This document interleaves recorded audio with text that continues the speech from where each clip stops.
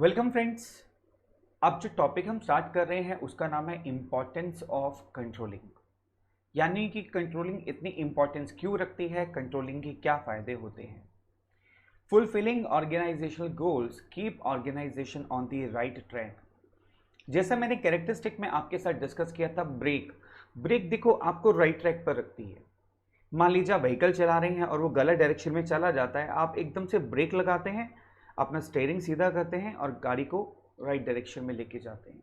Same way हमारी organisation goals को fulfil करने में कंट्रोलिंग हमारी हेल्प करती है। मान लीजिए हम लोग डेविएशंस कर रहे हैं और हमारा जो स्टैंडर्ड है हम उससे कम परफॉर्म कर रहे हैं, तो कंट्रोलिंग करने से हमें हमारा फ़र्क पता चल जाता है कि फ़र्क कहाँ पर आ रहा है, और अगर हम उस फ़र्क को ठीक कर लें तो हम अपने आप को राइट ट्रैक पर लेके जा सकते हैं। जैसे नॉर्मली क्या होता है, टीचर आपके स्कूल में क्या होते हैं, वो कंट्रोलिंग का फंक्शन परफॉर्म करते हैं आपके लिए। आपको चेक करते हैं, आपके गोल को टारगेट करते हैं और आपको राइट ट्रैक पर लेकर के जाते हैं। राइट, तो पहली इंपॉर्टेंस क्या है, फुलफिलिंग ऑर्गेनाइजेशनल गोल्स। दूसरा था checking accuracy of standards, review and revise the standards in the light of needed changes. देखो कई बार ऐसा भी होता है कि हम टारगेट बहुत हाई रख लेते हैं, तो हो सकता है वो टारगेट ही गलत हो। ज़रूरी नहीं है कि एक बार हमने टारगेट डिसाइड कर लिया तो वो अचीव करना ही करना है। मे बी शायद टारगेट रॉन्ग हो, आपके लिए जो स्टैंडर्ड मेंटेन किया गया परफॉर्म करने के लिए वो बहुत हाई हो। तो यहाँ पर चेकिंग एक्यूरेसी ऑफ स्टैंडर्ड्स, देखो जो हम प्लानिंग करते हैं तो बहुत सारे फ्यूचर एक्सपेक्टेशंस को रखते हुए स्टैंडर्ड को फिक्स करते हैं।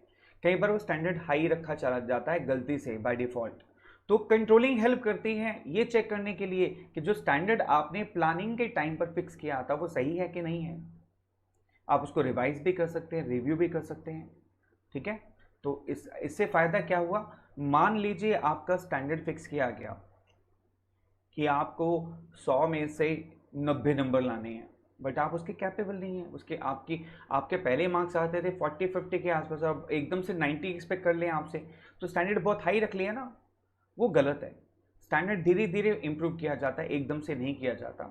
तो यहाँ पर कंट्रोलिंग का फ़ायदा क्या है बेटा, चेकिंग एक्यूरेसी ऑफ स्टैंडर्ड्स, यानी आप स्टैंडर्ड्स को भी चेक कर सकते हो, उसको रिवाइज कर सकते हो, रिव्यू कर सकते हो, और जो चेंजेस ज़रूरत है उसको इम्प्लीमेंट कर सकते हो। राइट, तो ये टीचर का रोल है, उनको चेक करना चाहिए कि बच्चे का स्टैंडर्ड क्या होना चाहिए, कितने मार्क्स वो लेकर के आएगा।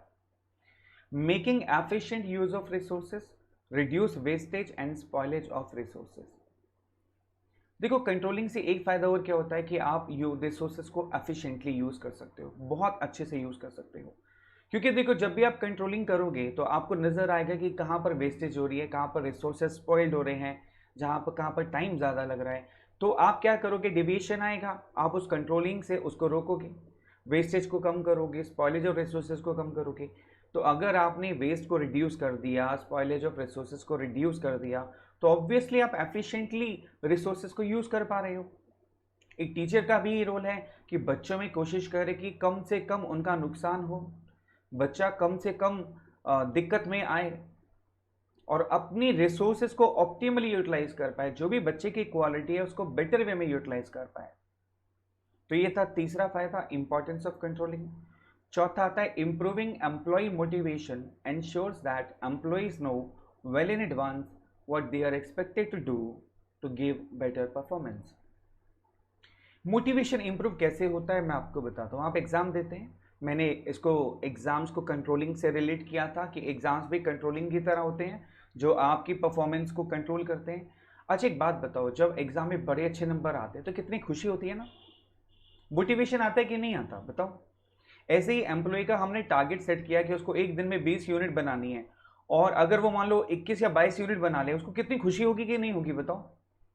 तो ऐसा नहीं है कि कंट्रोलिंग एक डंडे की तरह है जो पीछे पड़ जाते हैं, कंट्रोलिंग से मोटिवेशन भी आता है जब आप उस स्टैंडर्ड को, उस टारगेट को पूरा कर लेते हो। तो motivation improves it improves employee motivation also.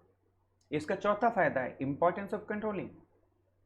पांचवा फायदा क्या है, ensuring order and discipline, minimize dishonest behavior, keeps a close check on employees activities। देखो ऑर्डर और डिसिप्लिन तो कंट्रोलिंग से ही परफॉर्म होगा। स्कूल में स्ट्रिक्टनेस नहीं होगी, कंट्रोलिंग नहीं होगी, ऑर्डर नहीं होगा, डिसिप्लिन नहीं होगा, तो डिसऑनेस्ट बिहेवियर तो बढ़ेगा ही बढ़ेगा, क्योंकि कंट्रोलिंग होती है, चेकिंग होती है, टेस्ट होते हैं, एग्जाम्स कंडक्ट किए जाते हैं, तभी बच्चों को पता चलता है कि उन्होंने पढ़ाई करी कि मस्ती करी। तो कंट्रोलिंग का ये फायदा होता है बेटे, ऑर्डर और डिसिप्लिन मेंटेन होता है। ऐसे ही आप देखोगे ऑर्गेनाइजेशन के अंदर में जो एम्प्लॉयज़ होते हैं उनके टारगेट सेट किए जाते हैं। अगर वो टारगेट पूरे नहीं कर रहे हैं, इसका मतलब कहीं ना कहीं वो काम चोरी कर रहे हैं कि नहीं कर रहे, कोई तो रीज़न होगा ना। जब बाकी लोग स्टैंडर्ड परफॉर्म कर रहे हैं, मान लो 20 लोगों का स्टाफ है, ठीक है, और 18 लोग अपनी यूनिट्स प्रॉपर बना पा रहे हैं 20 यूनिट पर डे की, लेकिन 2 लोग ऐसे जो बना नहीं पाते, इसका मतलब या तो वो काम चोरी करते होंगे, ऑर्डर फॉलो नहीं करते होंगे, डिसिप्लिन फॉलो नहीं करते होंगे। तो उससे क्लोज चेक हो जाता है कि कौन कौन ऐसा पर्सन है जो ऑर्डर को फॉलो नहीं कर रहा, डिसिप्लिन को फॉलो नहीं कर रहा और काम चोरी कर रहा है। टीचर भी ऐसे ही पकड़ते हैं आपको, क्या करें, बेस्ट वे। नेक्स्ट आता है helps coordination in the action by providing direction to all activities and efforts. देखो कंट्रोलिंग जो है कोऑर्डिनेशन को बहुत अच्छे से बांध के रखती है, गूंथ के रखती है। Coordination is the essence of management, ये आपको भी पता है, हमने फर्स्ट चैप्टर में भी डिस्कस किया था। कंट्रोलिंग और कंट्रोलिंग जो होती है उस कोऑर्डिनेशन को एक्शन में लेकर के आती है, रिदम में लेकर के आती है, आपको मैं बताऊं, ठीक है। इससे डायरेक्शन मिलती है सारी एक्टिविटीज़ को कि कौन सी एक्टिविटीज़ को और ज़्यादा तेज करना चाहिए, कौन सी एक्टिविटीज़ को कम करना चाहिए, कहाँ पर ट्रेनिंग की ज़रूरत है, कहाँ पर डेवलपमेंट की ज़रूरत है ना। मान लीजिए एक एम्प्लॉई है, वो परफॉर्म नहीं कर पा रहा और हमें रीज़न लगता है कि उसके पास ट्रेनिंग की कमी है, तो हम उसको कोऑर्डिनेट कर सकते हैं, ट्रेनिंग के साथ जोड़ सकते हैं, उसका डेवलपमेंट करके उसकी जो परफॉर्मेंस उसको इम्प्रूव कर सकते हैं। देखो टीचर भी ऐसे ही करते हैं स्कूल के, वो चेक करते हैं कि कौन से बच्चे में कमी है, क्यों कमी है। अब मान लीजिए एक बच्चा लिखने में उसकी स्पीड कम है, तो टीचर दूसरा बच्चा जिसकी स्पीड अच्छी है उसको बोलते हैं कि आप अपनी कॉपी इनको दे दो काम करने के लिए, ताकि कोऑर्डिनेशन किया जा सके, एक्शंस में सारे बच्चे बराबर आ सके। Am I right? तो ये है हमारे 6 importance of controlling. It helps in coordination on the action by providing direction to all activities and efforts. बेटा ये सारे पॉइंट्स एज इट इज आपको नोट करने हैं, ठीक है। अच्छे से 6 के 6 पॉइंट्स आप लिखेंगे। तो चलें किसके पास, टीचर के पास। ओ ये, ओ बाप रे बाप, क्या कंट्रोलिंग फंक्शन परफॉर्म कर रहे हैं टीचर। My God. है ना, हर जगह टीचर ही टीचर नजर आता है ना, जहां देखो टीचर।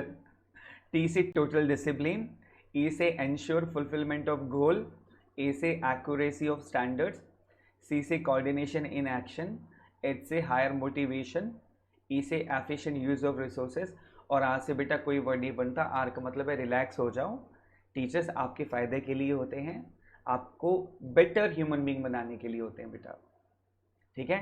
तो आर से कोई वर्ड नहीं बनता और कोई भी हमारी इंपॉर्टेंस शो नहीं होती है। जस्ट एक वर्ड को कवर करने के लिए हमने आर को जोड़ दिया था। सो गेट रिलैक्स, रिलैक्स लिख करके उसको काट दीजिएगा कि आर का आपको कोई भी वर्ड याद नहीं करना, ठीक है।